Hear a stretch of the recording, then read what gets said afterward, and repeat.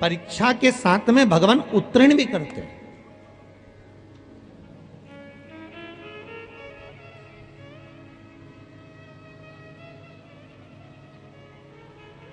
शुक्ल पक्ष की नवमी तिथि, बैसाख महीना,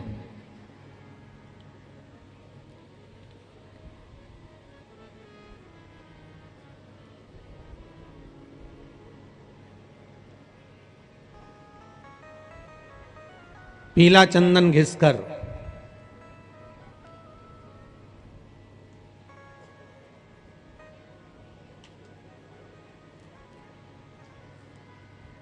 उस चंदन को एक सुंदर पीपल का कोमल पत्ता, कोमल पत्ता मतलब एकदम, एक तो पीपल का होता है कड़ला पत्ता, एकदम कड़क हो जाता है, और एकदम होता है कोमल पत्ता।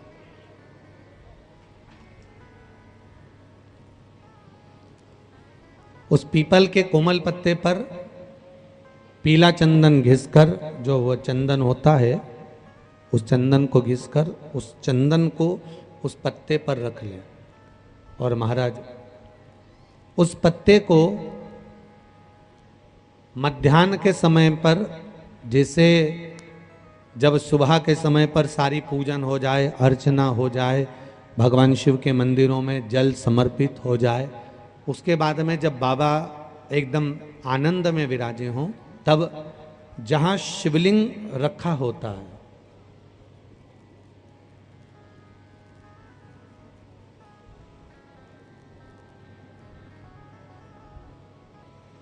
जैसे ये शिवलिंग है और ये कटी भाग जहां शिवलिंग रखा हुआ है, इस कटी भाग पर जहां शिवलिंग रखा है उसके पास में ही 3 उंगलियों से चंदन का लेपन उस कटी भाग पर करना है।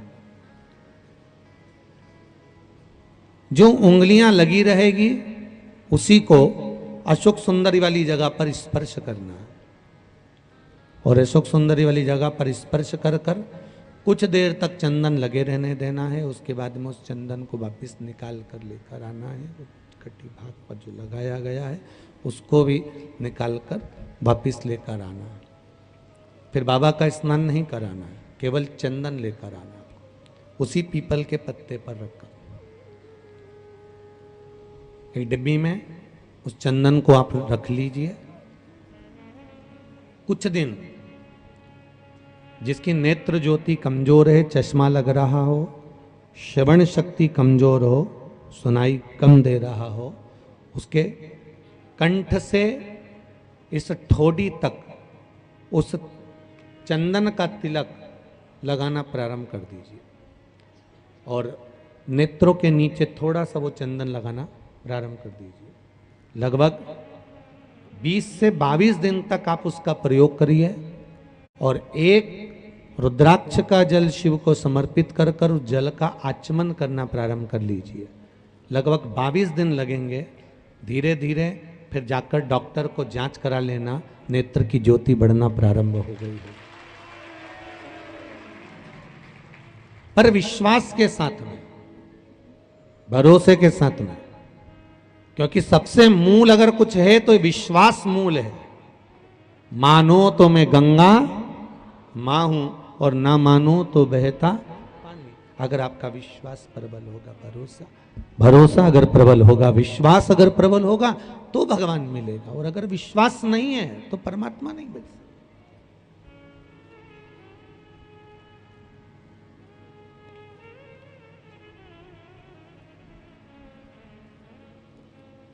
विश्वास के बल पर भगवान की प्राप्ति है। विश्वास है तो शिव है, और देखो विश्वास का ही तो प्रतीक है ये इतने पत्र जो आए हैं, इसमें एक पत्र लिखा है, देखिए।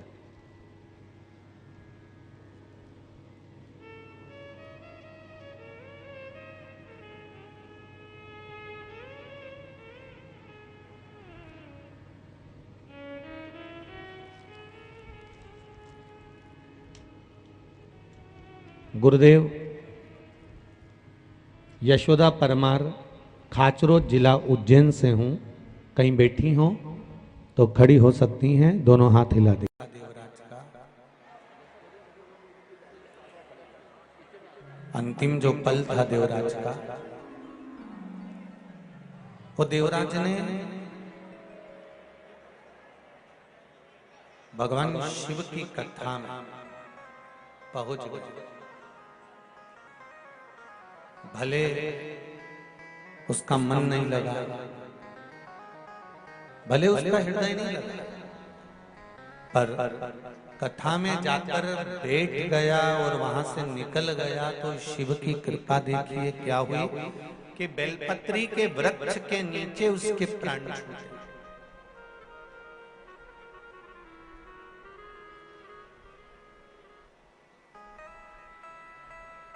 बेलपत्री के वृक्ष के नीचे,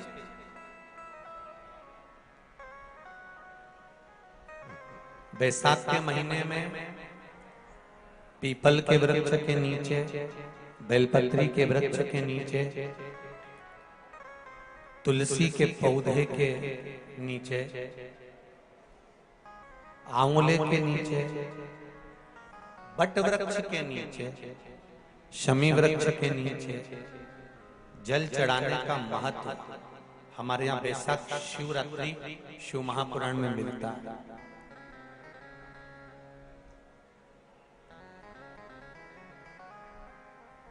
और जल की महत्वता क्या है महाराज? जैसे देवराज ने भगवान शंकर के मंदिर में पहुंचकर मात्र कुछ देर की शिव महापुराण की कथा सुनकर बेलपत्री के वृक्ष के नीचे अपने प्राणों को त्यागा, तो शिव के ही धाम पर चला गया, शंकर के धाम। उसी तरह एक बड़ी सुंदर कथा थी। कुशकेतु नामक एक राजा हुए, जिनके घर में एक पुत्र हुआ जिसका नाम था हेमकांत। क्या नाम था? जम के बोलो जरा, हेमकांत। एक पुत्र हुआ जिसका नाम हेमकांत।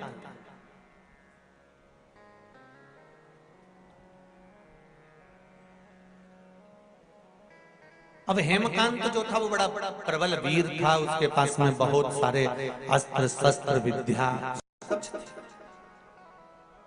सारा ठाट उसके पास में।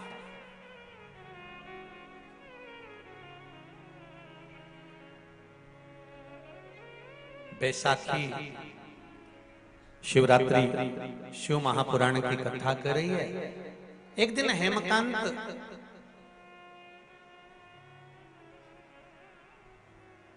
एक हिरण को मारते समय, मृगा करते समय जाते जाते जाते जाते घोर जंगल में पहुंचे।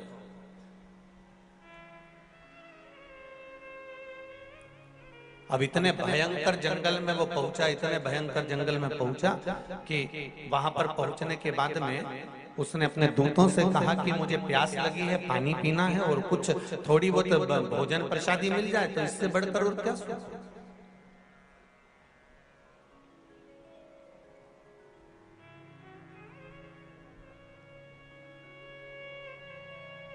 जाओ जरा भोजन की व्यवस्था देखिए, पानी की व्यवस्था देखिए।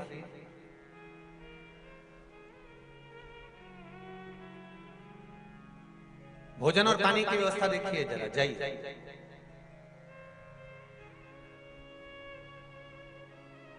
बैसाख का महीना अगर किसी को एक गिलास पानी भी पिलाने का मौका मिल जाए ना, तो समझ लेना कि तुमने गंगा जी की 100 डुबकी लगा ली। मैं बहुत बहुत धन्यवाद दूंगा। मेरे पास कोई लिस्ट वगैरह तो आई नहीं है कि कोई संस्था किस प्रकार की सेवा कर रही है, पर फेसबुक पर मैंने पढ़ा था, कोई हमारे आकाश जी और कुणाल जी मेरे को पढ़ा रहे थे, तो कहा गुरुदेव एक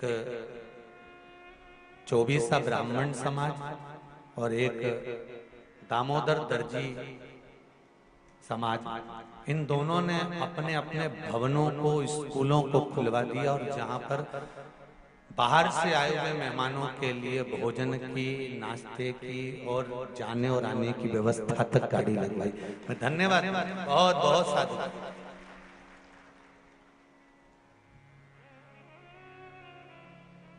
बहुत बहुत साधुवाद दूंगा मैं रतलाम के इन धर्म से जुड़ी हुई संस्थाओं, जिन्होंने अपने बताया 24 ब्राह्मण समाज ने कोई स्कूल खुलवा दिया, दामोदर दर्जी समाज ने अपना भवन खुलवा दिया, और तो और नाश्ता, चाय और भोजन तक की व्यवस्था रखी कि बाहर से कोई समाज बंधु आए तो उसमें रुके तो कष्ट ना महसूस।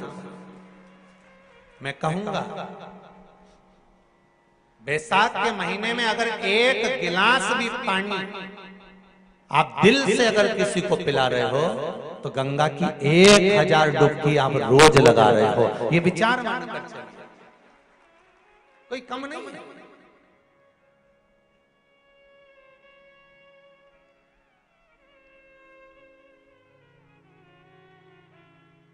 किसी न किसी रूप में हम जब भगवान के प्रति समर्पित होते हैं, हमारा समर्पण जब भगवान के प्रति होता है, हमारा समर्पण भाव जब भगवान के प्रति होता है तो उसका सुख हमें मिलता जरूर है।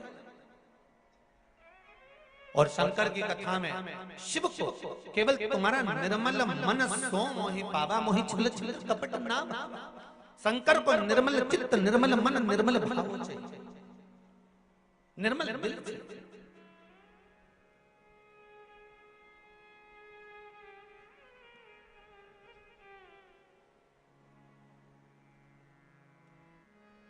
भगवान को तुम्हारा वैभव नहीं है, तुम दूसरे मंदिर में जाकर खूब अपना वैभव दिखाना चाहते, तुम मेरे राम जी के मंदिर जाना, खूब प्रसाद लेकर जाना, लड्डू लेकर जाना, हनुमान जी के मंदिर जाना, खूब लड्डू प्रसाद लेकर जाना, भगवान ब्रह्मा के मंदिर जाना, कमल का फूल, गुलाब के फूल लेकर जाना, माँ देवी के मंदिर जाना तो चुनरी और चूड़ी लेकर जाना, अन्य जितने मंदिर में जाओ, तुम शनि महाराज के मंदिर जाना तो साथ में तेल लेकर जाना, तुम उस मंदिर में जाना बृहस्पति महाराज के तो चने की दाल लेकर जाना, पर शंकर के मंदिर में जाना, तुम्हारे पास में अगर जल हो तो ले जाना, नहीं हो बेलपत्र ले जाना, बेलपत्र नहीं हो चावल ले जाना, चावल और पुष्प भी ना हो तो मंदिर की बेलपत्र उठाना, धोना और शंकर जी को वापिस चढ़ा देना। शिव को तुम्हारा निर्मल चित्त चाहिए, मन, केवल तुम्हारा मन।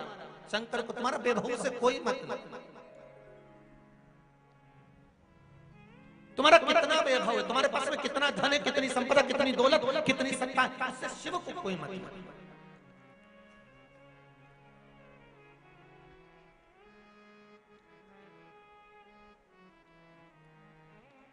आपने भगवान को दिया क्या है, भगवान को आपने समर्पित किया क्या?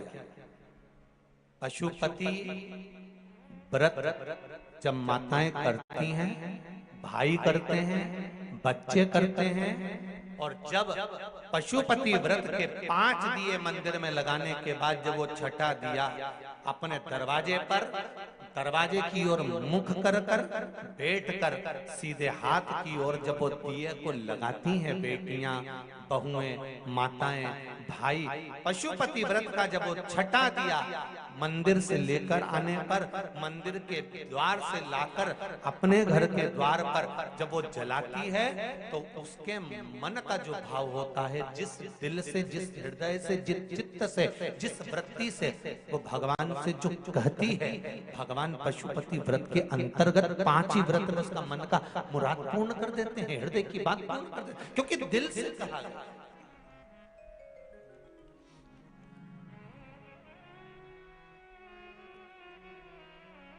जो दिल से कहा जाता है भगवान उसको दिल से स्वीकार करता है।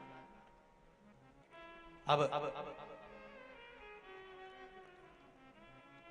हेमकांत गए थे मृगा करने के लिए, और हेमकांत गए और जितने उनके साथ में गए थे वो सब देखने के लिए गए कि भोजन मिल जाए, पानी मिल जाए, कहीं गए और जाने के बाद उनको कहीं मिला नहीं कुछ भी, वापिस लौट कर आ गए। तो हेमकांत आगे जाते जाते जाते जाते उनको एक सुंदर आश्रम मिला,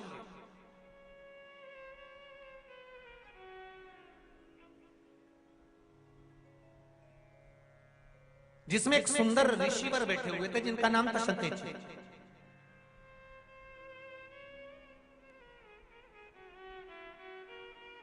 और जब वहां जाकर उन्होंने देखा कि मैं आया और मेरा कोई आदर नहीं, जैसे श्रीमद् भागवत कथा में आता है कि राजा परीक्षित जब गए और शमीक बाबा के आश्रम पर पहुंचकर जल की याचना करी और जल नहीं मिला। इन्होंने तो याचना भी नहीं करी कि मुझे जल चाहिए, इन्होंने तो जाते से बस वहां पहुंचने के बाद इनके मन में आ गया कि मैं यहाँ पर आया हूं और मेरा आदर होना चाहिए। शिव महापुराण की कथा कहती है, बहुत सावधानी से सुनना। बेटी के घर में, बहन के घर में जाओ तो ये आशा लेकर मत जाना कि तुम्हारा बहुत आदर हो। गुरु के दरवाजे पर जब जाओ तो ये आशा लेकर मत जाना कि तुम्हारा बहुत आदर हो। मंदिर में जब जाओ तो ये आशा लेकर मत जाना कि तुम्हारा बहुत आदर हो। और भगवान की कथा में जब जाओ तो ये लेकर मत जाना कि तुम्हारा बहुत आदर हो। ये कुछ स्थान बताए हैं कि जहां हमें आदर की जरूरत नहीं होती। बहन बेटी के राजा की एक मूल भूमिका होती है। वैशाख शिवरात्रि शिव महापुराण की कथा कहती है, जैसे शरीर की कोई भी इंद्री में जैसे हाथ है, कई कई माताओं के या पुरुष लोगों के, कई लोगों के, ये नहीं है कि तुम्हारे हाथ केवल तुम बूढ़े होगे तभी कांपते हैं। कई कई बहन बेटियों के, कई कई जवान लोगों के भी हाथ जब सीधा करवाओ तो कांपने लगता है, कंपन करता है। उनको लगता है कि हमको कोई रोग हो गया, कोई बीमारी हो गई। डॉक्टर को भी दिखाते हैं कि ये हमारा हाथ कांपता बहुत है, कंपन बहुत करता है। उसका एक उपाय अग्नि पुराण में से आप निकाल कर सकते हैं। जिनके भी हाथ कांपते हो, चाहे वो युवान बेटा बेटी हो, चाहे वो वृद्ध हो, जिनके भी हाथ कांपते हो, हाथ में थोड़ा बहुत कंपन रहता है। और ऐसे कई लोग हैं, केवल हम उनको नहीं कहेंगे कि बुजुर्ग लोगों के कांपते हैं, बहुएं हैं, बेटियां हैं, कई काम करने वाले जो होते हैं, जिन दिन रात दुकान पर बैठते हैं, काम करते हैं, उनके भी हाथ में थोड़ा कंपन आने लगता है। महाराज काली तिल शंकर भगवान को किसी भी सोमवार के दिन समर्पित कर देते हैं। उस काली तिल को चढ़ाने के बाद एक बेलपत्री, एक शमी पत्र शिव जी को चढ़ाना। बेलपत्री और शमी पत्र को उठाकर जहां से पानी, शिवलिंग, जलाधारी, ये पानी बहने का स्थान, जहां से पानी नीचे की ओर जाता है, बेलपत्री और शमी पत्र को उठाकर जहां से पानी नीचे की ओर जाता है वहां उस पत्ती को रख देते। काली तिल को वापिस जलाधारी पर से शिवलिंग से उतार कर लेकर आ जाए और उसको डब्बी में रखें। सुबह उठने के बाद में, मुंह धोने के बाद में, नाश्ता करने से पहले या कुछ भी खाने से पहले मुख में 2 दाने वो काली तिल के हाटकेश्वर महादेव का नाम लेकर, कौन से महादेव? हाटकेश्वर महादेव का नाम लेकर 2 दाने उस काली तिल के खाना चालू कर दीजिए। 8 दिन 9 दिन कर लो, हाथ में कंपन आना बंद हो जाएगा और आपका हाथ धीरे धीरे ठीक हो जाएगा। जैसे एक पत्र आया है, देखिए,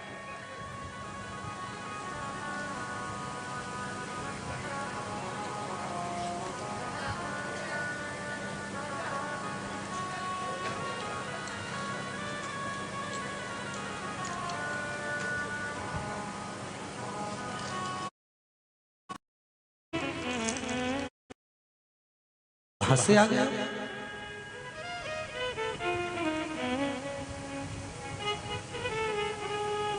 राजा महिरथ ने कहा और जैसे ही स्वामी विवेकानंद प्लेटफॉर्म पर रेलवे स्टेशन पर उतरे तो ये अंग्रेज भी उतरे, और उतरते से ही कुछ प्रशासन के लोग वहां आकर खड़े हुए और स्वामी विवेकानंद से अंग्रेजी में कुछ कहने लगे। तो स्वामी विवेकानंद भी अंग्रेजी में उत्तर देने लगे। जैसे ही स्वामी विवेकानंद ने अंग्रेजी में उत्तर देना चालू करा, ये अंग्रेजी बोलने वाले अंग्रेज स्वामी विवेकानंद को देखते रह गए। जब स्वामी विवेकानंद वापस ट्रेन में बैठने लगे और अंग्रेज वापस ट्रेन में बैठे तो उन्होंने स्वामी विवेकानंद जी से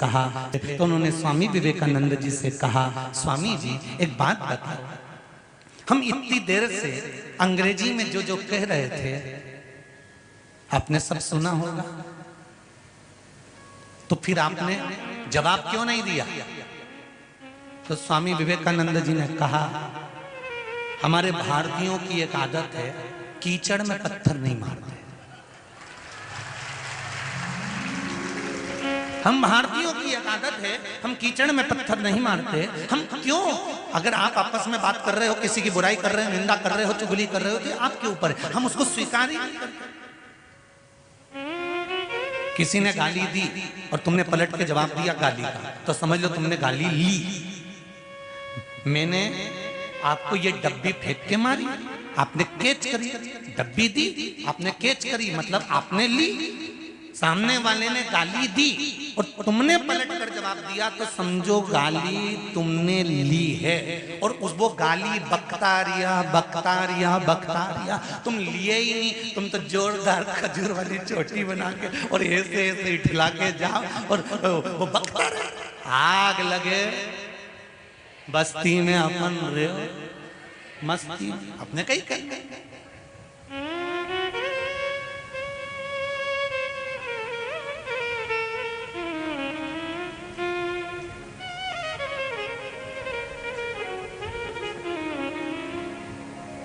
बोले बोले तो अपने को उससे लेना कुछ नहीं, उससे हमें प्राप्त भी करना है।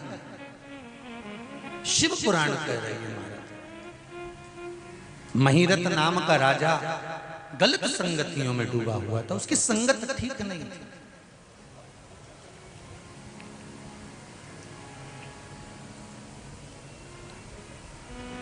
जन्म भले राजा के घर में हो जाए,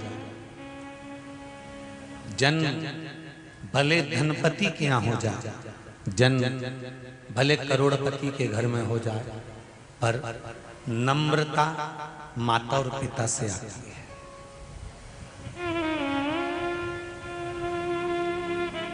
नम्रता माता पिता से।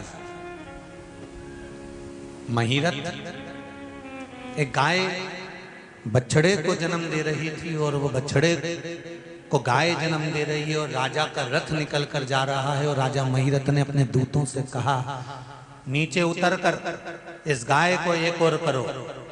जरा विचार करिएगा कितना प्रसव के समय पर दर्द होता है।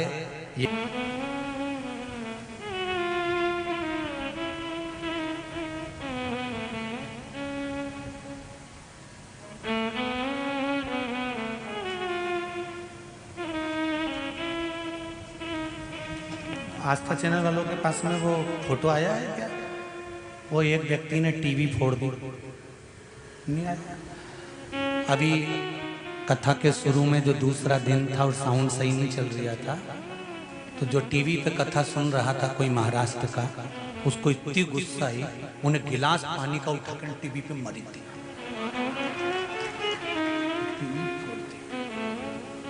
क्योंकि धर्मपत्नी ने फोटो भेजा, हमारा पति पगला हो गया।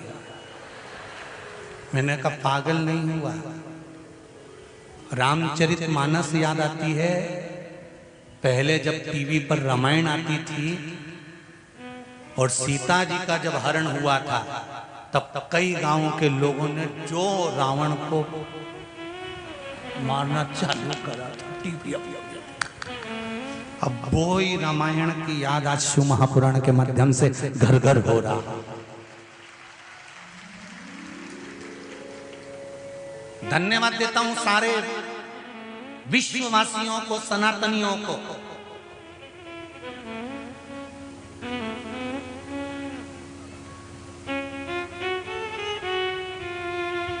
जिन्होंने रिकॉर्ड कायम करा दिया कल की कथा का। यूट्यूब चैनल पर 1,06,000 लोग लाइव कथा देख रहे थे एक साथ, रिकॉर्ड है। और आस्था चैनल पर क्या टीआरपी आई है भगवान। रतलाम वालों तुम किस्मत तो लाए हो पक्का, क्या लोग कथा देख रहे हैं,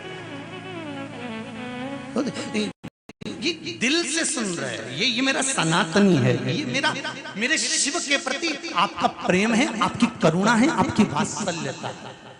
और एक बात कहूं, ये आप जितने लोग आस्था चैनल पर कथा सुन रहे हैं, फेसबुक यूट्यूब पर सुन रहे हैं, और जितने पंडाल में सुन रहे हैं, ये कथा सुनने के बाद मुझे विश्वास है कि आने वाली पीढ़ी खड्डे में नहीं गिरेगी, आगे की ओर बढ़ेगी अगर कथा पर अमल कर लिया।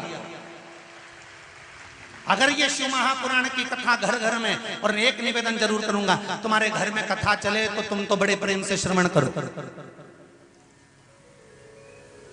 आजकल चोंगे की लड़ाई हो रही है माइकों की, टीवी की थोड़ी ना लड़ाई हो रही है, तो टीवी का वॉल्यूम तेज कर दो। कथा सुनो और दिल से सुनो, स्मरण करो कथा का, रसतत्व श्रवण करो कथा का। और व्यापारियों से भी निवेदन है, अपनी कथा 3 घंटे की आती है, दुकान पर एक टीवी लगाओ, चाहे मोबाइल में सुनो, भले धीमी आवाज में सुनो, काम करते रहो, नाम जपते रहो, थोड़ा थोड़ा थोड़ा थोड़ा स्मरण करते रहो। क्यों?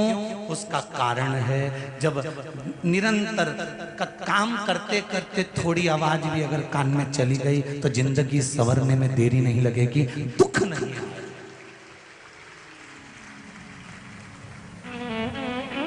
सारे दुख का हल,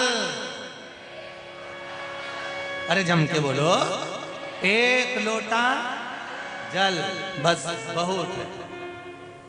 वो उतना चढ़ा दिया ना, शंकर प्रसन्न हो गया। आई वो जीजी ने लिख के भेजा, 1 लोटा पानी शंकर जी को चढ़ाया, पानी लाई, जो बच्चा जन्म से पांव से तकलीफ भोग रहा था वो भी धीरे धीरे चलने लगा, श्रेष्ठ हो गया, पांव अच्छा हो गया। ये शंकर की ही तो कृपा है, इसमें सियोर वाला महाराज कहां पहुंच गया कुछ करना। ना आपकी ना हमारी कोई सामर्थ्यता नहीं है, केवल आपके विश्वास की सामर्थ्यता है कि आप मंदिर में जब विश्वास लेकर जाते हो तो दिल से कहकर आते हो। कल 29 तारीख है, दिन शुक्रवार है, और बैसाख महीने की शिवरात्रि है। छोड़ना मती, ये कोरोना का वैक्सीन है, छूट नहीं जा। लाइन लगाना पड़े मंदिरों में, लगाओ।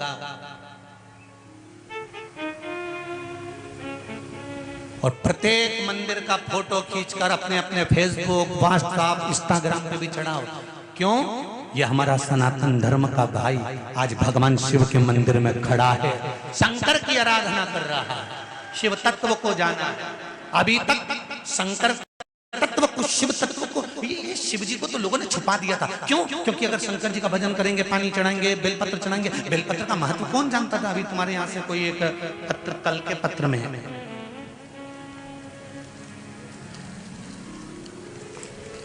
सबका रखा है।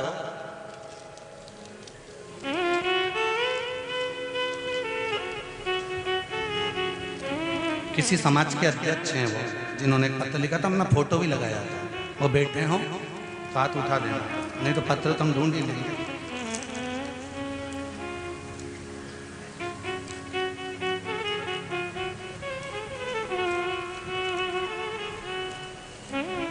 क्यों रे, कहीं का ले तो नहीं क्या रे?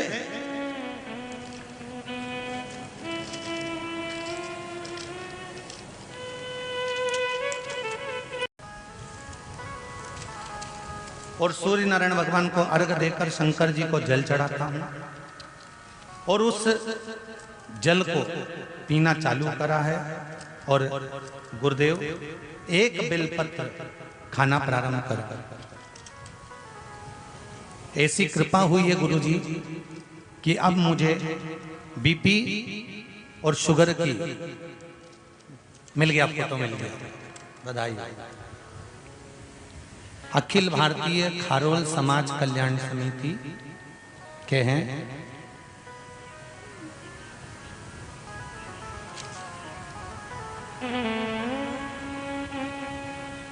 अखिल भारतीय खारोल समाज समिति मध्य प्रदेश अध्यक्ष खेमराज जी गौड़ रतलाम अंबेडकर नगर से हैं। कहीं बैठे हैं, कल का पत्र है, उनका फोटो भी है। उन्होंने लिखा है, जो टीवी पर कथा सुन रहे हो वो पत्र को पढ़ सकते हैं। 8 से 9 साल से बीपी और शुगर की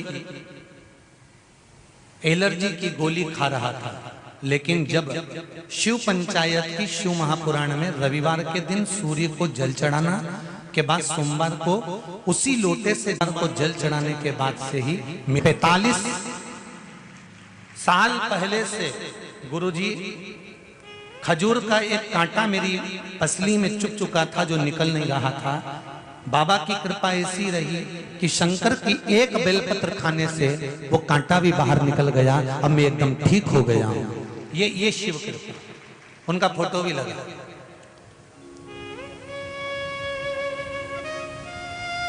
शंकर की करुणा किसको कहते हैं?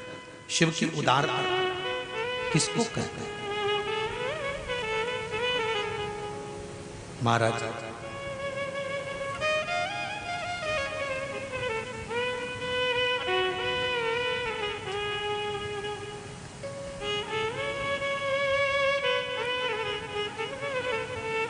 भी कर रही है महिरत,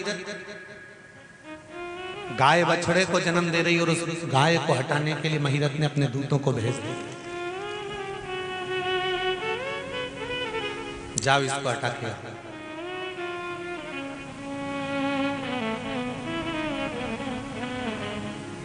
जाओ, इसको हटाओ। द्वारपाल गए, राजा महिरत के कहने पर उस गाय और बछड़े को हटाया। महाराज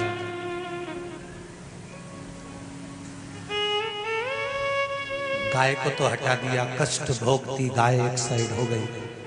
राजा अपना रथ लेकर निकल गए और कहां जा रहे थे? एक वेश्या के घर।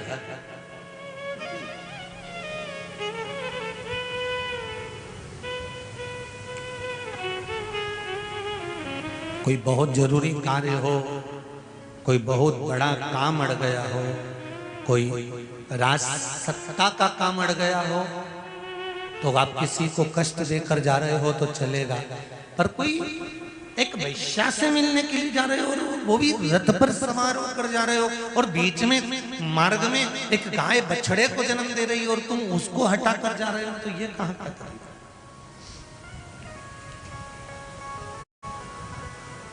शिव महापुराण की कथा तो यहां तक कहती है, अगर एक बार कोई कथा सुनने बैठ गया ना, साधारण से साधारण, अगर गरीब से गरीब व्यक्ति भी अगर आगे आके बैठ गया है और आप कितने बड़े भी धनपति हो, अगर वो बैठ गया तो फिर आप उसको नहीं हटाना चाहिए। बैठ गया ना एक बार कहीं आकर, तो उसको हटाने की जवाबदारी आपकी नहीं है। आप दूसरी जगह बैठ जाओ, जाकर खुद पीछे बैठ जाओ, पर किसी को उठाना नहीं। बैठ गया ना, बैठ, ना तो क्रोध, ना चिड़चिड़, ना अपशब्द, ना ताना, ना गाना।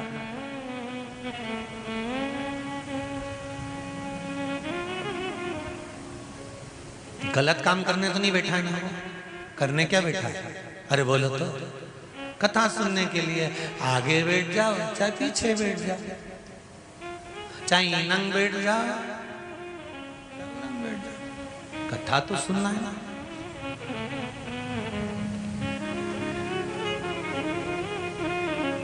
कैमरे की निगाह में भले मत आओ, उसकी निगाह में एक बार आ जाना, बस बहुत है।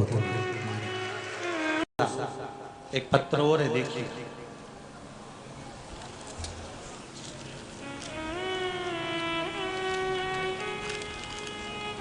मेरे पति को मुझे नहीं बचा रहा, मेरी सास मुझे नहीं बचा रही गांधारी, मेरे देवर जेठ मुझे नहीं बचा रहे, यहाँ पूरा परिवार बैठा है, विश्वामित्र बाबा, यहाँ गुरु द्रोणाचार्य से कहा कि यहाँ पर भीष्म पितामह भी बैठे हैं, वो भी नहीं बचा रहे। स्वयं उस सभा में सब कुछ बैठे हुए हैं पर कोई मुझे बचाने वाला नहीं है गुरुदेव, और आपसे मैंने गुरु मंत्र लिया है, कम से कम आप तो बचा लो। तो गुरु द्रोणाचार्य ने कहा, सुन बेटा, मैंने तुझे गुरु मंत्र दिया है, मैं तेरा गुरु हूं, पर यह मत सोचना कि गुरु तुझे बचा लेगा। गुरु की सामर्थ्यता नहीं है कि गुरु तुझे बचा लेगा, और मैं कहता हूं मैं तुझे नहीं बचा सकता। पर द्रौपदी कहती है तुमने गुरु मंत्र दिया है, तो गुरु कहते हैं वही तो मैं समझा रहा हूं कि अंतिम समय में तेरी तकलीफ में, तेरे दुख में, तेरे रोग में, तेरे कष्ट में, तेरे धन नहीं आने पर, तेरे जीवन में तकलीफें बढ़ने पर गुरु साथ नहीं देगा। पर जिस गुरु ने तुझे मंत्र दिया है, उस मंत्र का यदि जाप कर लिया तो वो तेरा साथ दे जाएगा। उस मंत्र का जाप करो, श्री शिवाय नमस्तुभ्यम, ये वो मंत्र है जिसका जाप कर कर आप जिंदगी का सुख पा सकते हो। 29 तारीख को बैसाख की शिवरात्रि आ रही है। छोड़ना मती, बेलपत्री का पत्ता जल में डालकर भले पत्ते को निकाल देना, और वो जल, जो रोग है, जो बीमारी है, संपदा नहीं आ रही हो, दुकान नहीं चल रही हो, व्यापार नहीं चल रहा हो, बच्चे चिड़चिड़े हो गए हो, क्रोध पड़ रहा हो, तो भी बाबा पर घर के प्रत्येक व्यक्ति 1 लोटा जल जरूर चढ़ा के आना, शिव को नमन कर कर आना। ये मौका नहीं मिलता, चढ़ाओ।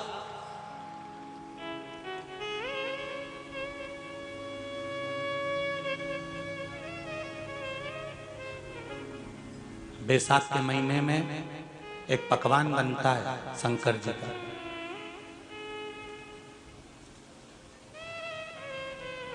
शिव जी के हाथ में त्रिशूल है, शिव जी के 3 नेत्र हैं, बेलपत्री में भी 3, बोलते जाओ, पत्ती है। बैसाख के महीने में जो शंकर भगवान को प्रसाद का भोग लगता है, उसमें भी 3 ही चीज मिलती है। सत्तू,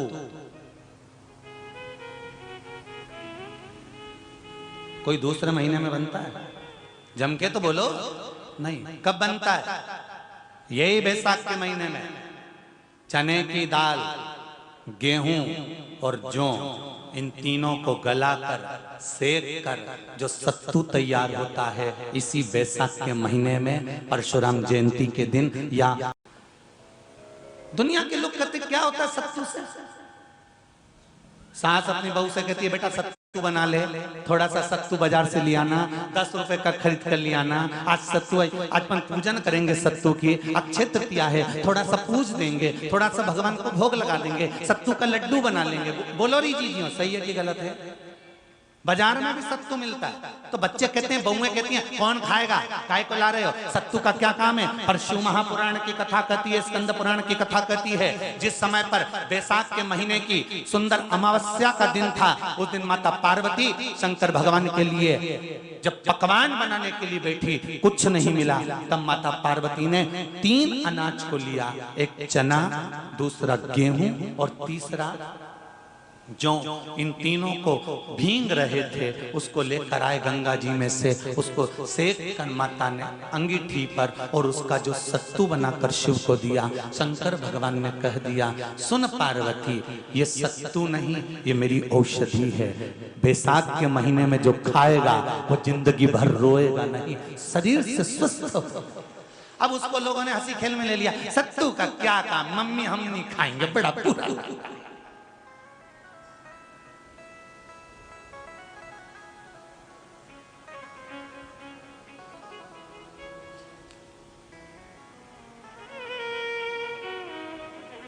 शिव जी का एक एक चीज,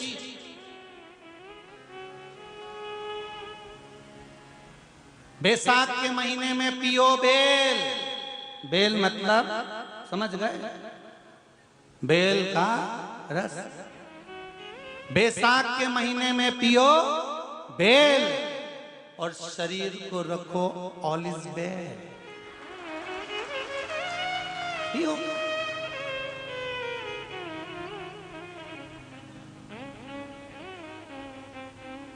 शरीर बेकार नहीं होगा।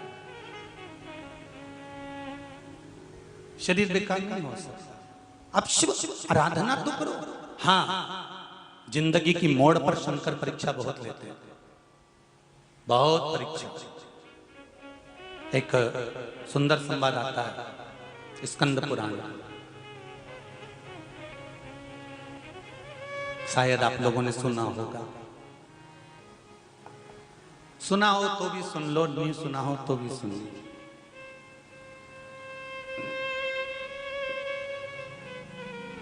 कांति नगर में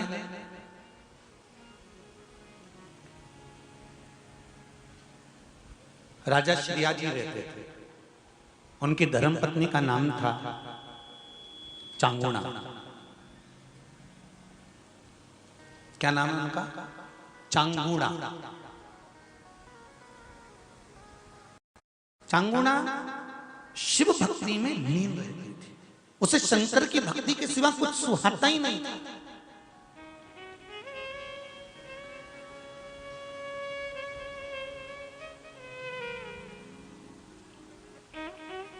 शिव आराधना के सिवा उसको कुछ भाता ही नहीं था। दिन भर शंकर की शरणागति करना, शिव का स्मरण करना, शिव भक्ति में डूबे रहना। शंभो शर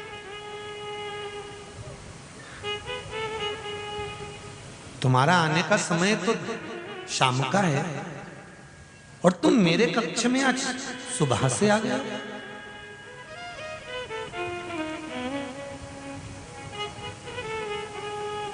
राजा महिरथ ने कहा,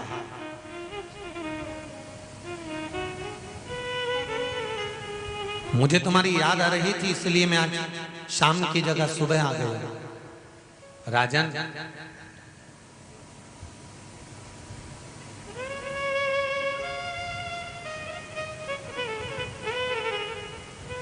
मैं एक साधारण सी वेश्या हूं। मेरे पास तो आपको समय पर आना चाहिए। केवल एक दरवाजा परमात्मा का ऐसा होता है, वेश्या कह रही है, जिसके दरवाजे पर कभी भी जाया जा सकता है, पर वेश्या के यहां समय पर आना चाहिए। और तुम मेरे यहां रात की जगह शाम की जगह सुबह आ गए। राजा महिरथ ने पूछा, तो उसमें क्या दिक्कत है? उसमें तकलीफ क्या है? स्कंद पुराण का यह बड़ा सुंदर संवाद, बैसाख महत्तम, उसमें दिक्कत क्या है? वैश्या ने कहा, सुनो राजा महिरथ, दिक्कत केवल एक ही बात की है। ये जो मेरा सुबह का जो समय है, मैं भगवान के मंदिर जाती हूं और शिव की आराधना करती हूं, शंकर की। राजा महिरथ को हंसी आने लगी, ठहाका लगाकर राजा महिरथ हंसने लगा। जैसे ही राजा महिरथ ठहाका लगाकर हंसा तो वैश्य ने पूछ लिया, राजन क्यों हंस रहे? तुम्हारे हंसने का कारण क्या है? अरे राजा महिरथ ने कहा, वैश्या शरीर का व्यापार करती है और भगवान की आराधना करती है।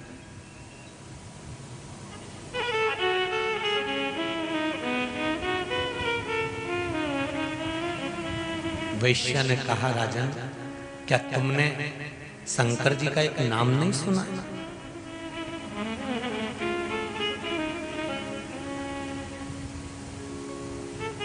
शिव जी के अवतारों में से एक अवतार है शंकर भगवान का, वैश्यनाथ। कथा सुनी कि नहीं सुनी? अरे बोलो तो, पहले टीवी पर कथा बाजी है, उसमें सुनी होगी। भगवान शंकर के अवतारों में से एक अवतार है वैश्यनाथ।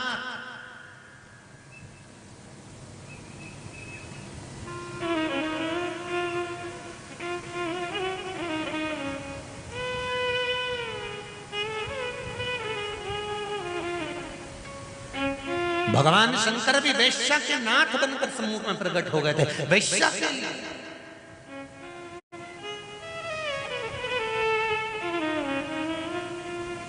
कसाई का काम है मांस बेचने का, वो बेच रहा है। पर हरि का नाम ले रहा है, राम नाम ले रहा है, कृष्ण नाम ले रहा है, शिव नाम ले रहा है, वो अपनी जगह का, उसका कर्म अपनी जगह का।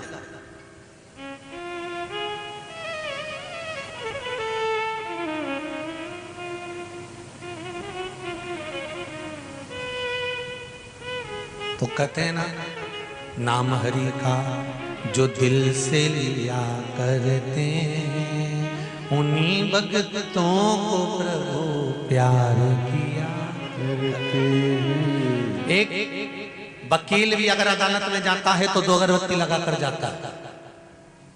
एक थानेदार भी अगर थाने में जाता है तो 2 अगरबत्ती लगा कर जाता है। एक डॉक्टर भी अपनी क्लिनिक पर जाता है तो 2 अगरबत्ती लगा कर जाता है। एक सेठ अपनी दुकान पर जाता है तो 2 अगरबत्ती लगा कर जाता है। एक चोर चोरी करने भी जाता है तो 2 अगरबत्ती लगा कर जाता है। भगवान थानेदार के लिए भी काम कर रहे हैं, पुलिस वालों के लिए भी काम कर रहे हैं, वकील के लिए भी कर रहे हैं, व्यापारी के लिए भी कर रहे हैं, चोर के लिए भी कर रहे हैं, डॉक्टर के लिए भी कर रहे हैं। 2 अगरबत्ती जो भगवान को लगा रहा है, भगवान उसकी सुन रहा है।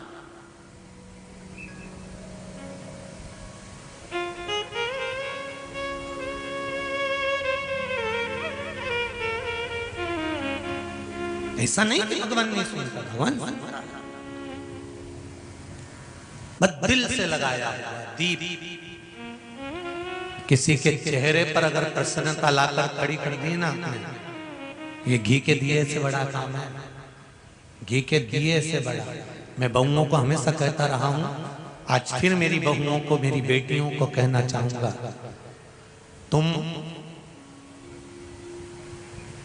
उपास करो ना करो चलेगा, मेरी बहुओं एक काम जरूर करना कि घर में सास और ससुर का सम्मान करना चालू कर दो, तो मैं सारे व्रत का फल मिल गया।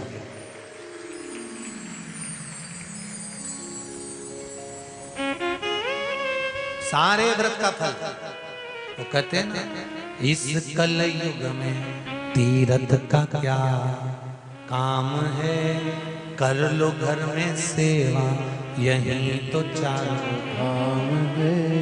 इस कलयुग में तीरथ का क्या काम है, कर लो घर में सेवा, यही तो चारों धाम है।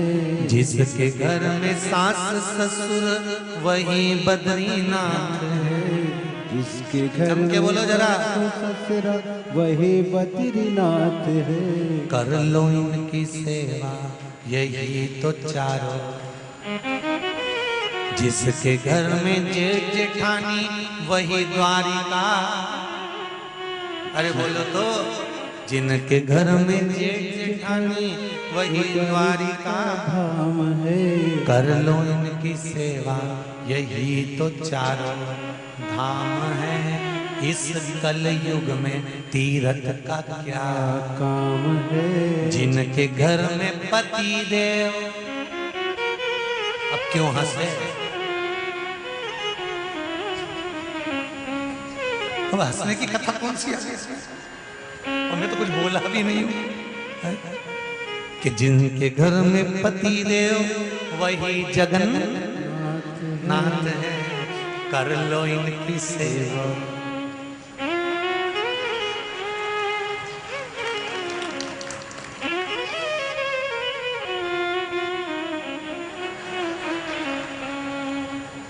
कर लो इनकी सेवा, यही तो चारों धाम है।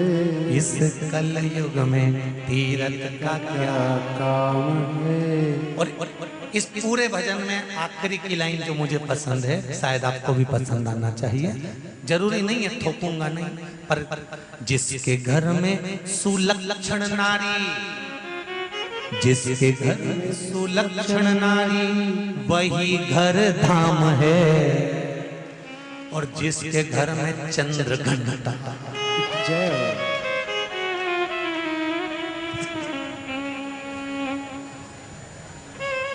जिसके घर में सुलक्षण नारी हो, संस्कारवान हो, धैर्यवान हो, ज्ञानवान हो, श्रद्धा और विश्वास की परिपूर्ण बहू हो, वो घर धाम है। और जिसके घर में जरा जरा सी बात में फिर वो क्या क्या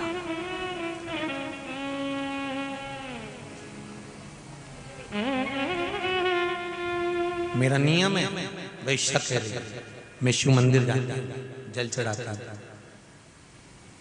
शंकर की पूजन करती हूँ, शंकर की आराधना करती हूँ। और राजा महिरथ हंसने लगे और हंसते हंसते हंसते हंसते राजा महिरथ ने कहा वाह वाह वाह, शरीर का व्यापार करती हो और कहती हो कि शंकर को ले जाती, तो क्या हुआ? मैं अपना कर्म कर रही हूं, हो सकता है मैंने पूर्व में जो बेकार कर्म करा आज मुझे भोगना पड़ रहा हो, पर आज तो मैं अपने हाथों से दान नहीं कर सकती, पुण्य नहीं कर सकती, सत्कर्म नहीं कर सकती, मैं व्रत भी नहीं रख सकती, मैं कहीं तीर्थ भी नहीं जा सकती, तो कम से कम मेरे नजदीक में जो शंकर का मंदिर है उस मंदिर में जाकर एक लोटा जल तो समर्पित कर सकती हूँ, उतने में मुझे संतुष्टि है। और मुझे विश्वास है राजन, वैश्या कहती है मुझे विश्वास है राजन, तुम प्रतिदिन मेरा घर ढूंढते हो और मैं प्रतिदिन महादेव का घर ढूंढती हूं, तुम में और मुझ में अंतर है।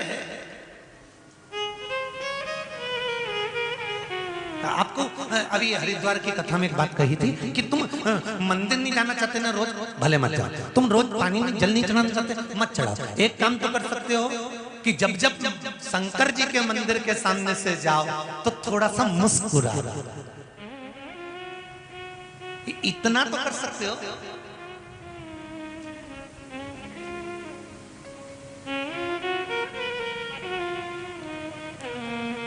तुम्हारे मुस्कुराने से भी मेरा शिव पट जाएगा, ये पक्का है।